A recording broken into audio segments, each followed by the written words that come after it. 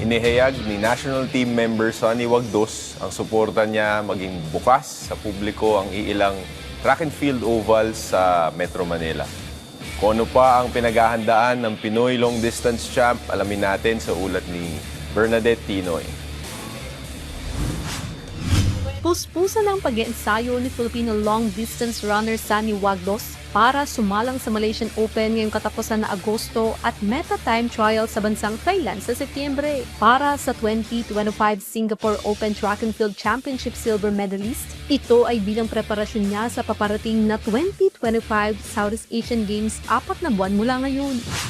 Actually, sa takbo talaga, walang strategy. Kailangan kondisyon lang talagang katawan. Kailangan kondisyon tayo eh.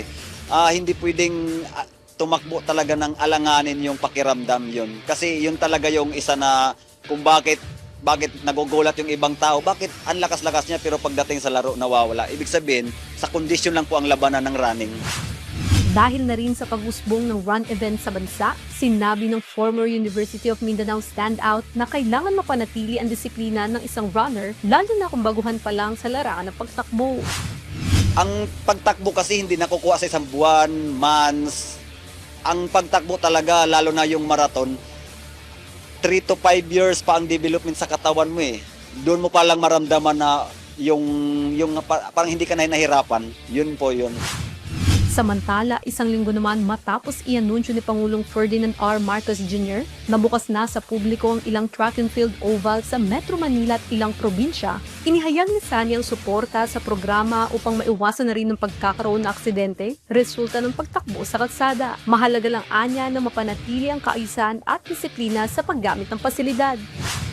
Naghahanap din sila ng yung ganitong venue na talagang peace of mind sila makakatakbo, walang sasakyan, walang crowded or walang usok sa labas, yun.